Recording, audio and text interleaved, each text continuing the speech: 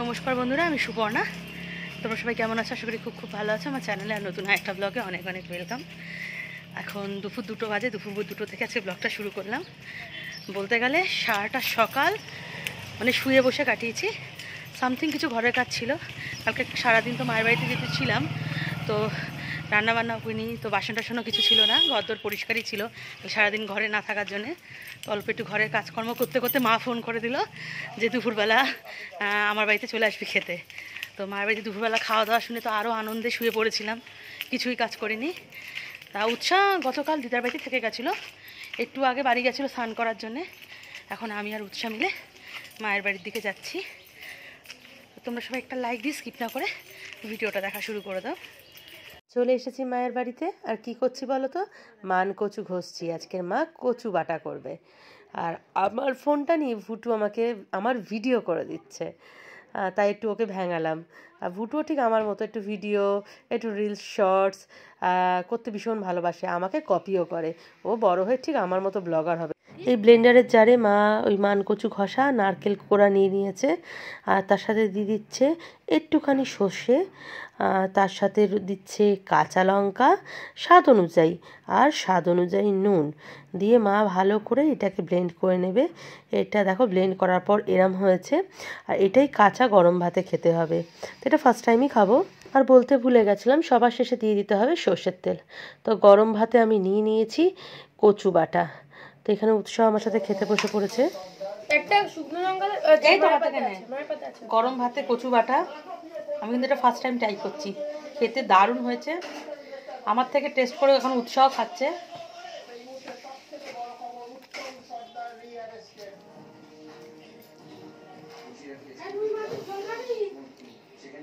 কেমন?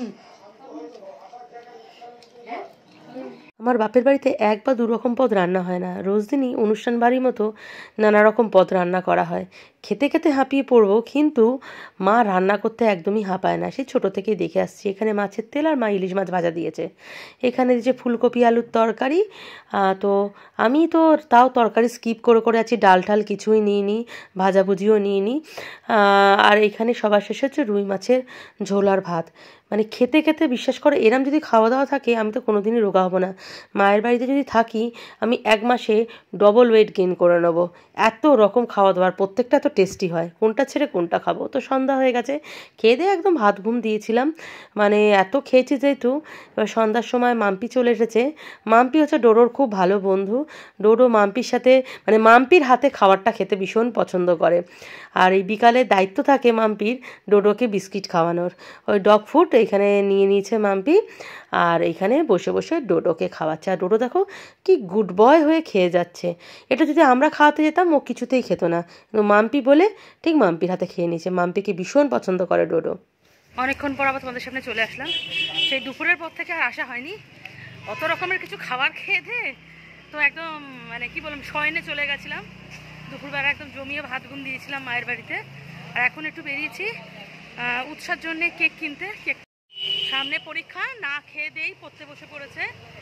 বলছি ম্যাগি ট্যাগি খা, কিছুই খাবে না দিদার বাড়িতে। এই কেকটা এখন ওরা এত ফেভারিট হয়েছে, এই রিগির কেকগুলো।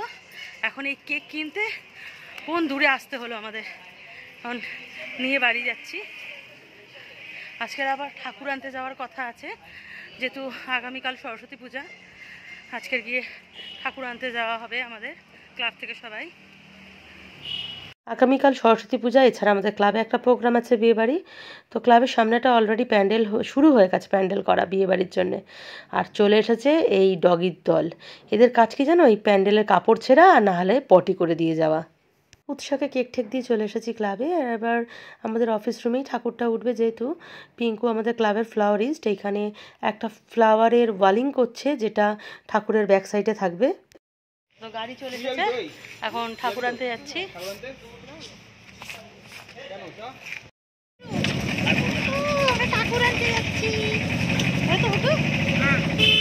প্রথম দিন যখন ঠাকুর বায়না করতে এসেছিলাম, তো একতাল মাটিকে এই মৃৎশিল্পীরা একটা রূপদান করেছিল। আর আজ এসে দেখি তুলির টানে এবং রঙের খেলায় সেটা জীবন্ত হয়ে উঠেছে। দেখো মায়ের নানা রূপ, এক একটা মূর্তি যেন কত কি বলে উঠছে। আর এইখানে দেখো ছোট ছোট মূর্তিগুলো কি অসাধারণ। ভুটু দেখে তো ভীষণ খুশি হয়েছে। ভুটু অত ফার্স্ট টাইম এরম পটুয়া পাড়ায় এসে ঠাকুর তৈরি দেখলো।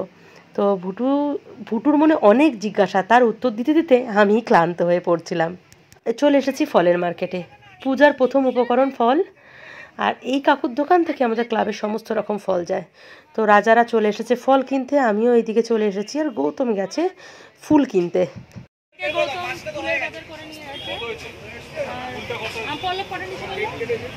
ডাব লাগবে, ডাব, কলা গাছ।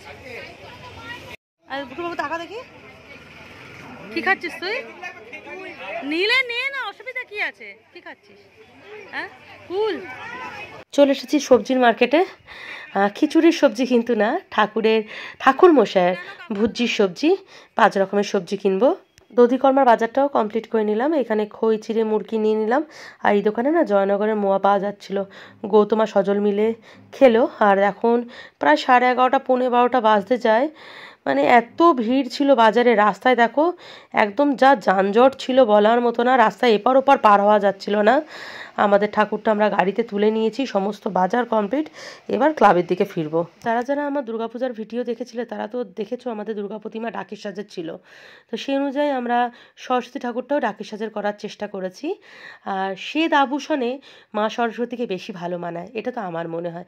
তোমাদের কি মনে হয় একটু কমেন্টস করে জানিও। আর অতি অবশ্যই জানিও আমাদের ঠাকুরটা কেমন হয়েছে। সাজটা আমার পছন্দের এবং মূর্তিটা গৌতমের পছন্দের, বলতে পারো স্বামী স্ত্রী দুজনের পছন্দের এই ঠাকুর। তো সবার তো ক্লাবের সবাই তো প্রশংসা করেছে, এবার তোমাদের কাছেও একটা কমেন্টস চাই যে কেমন হয়েছে। চলে এসেছে মা আমাদের ক্লাবে, মা বিরাজমান।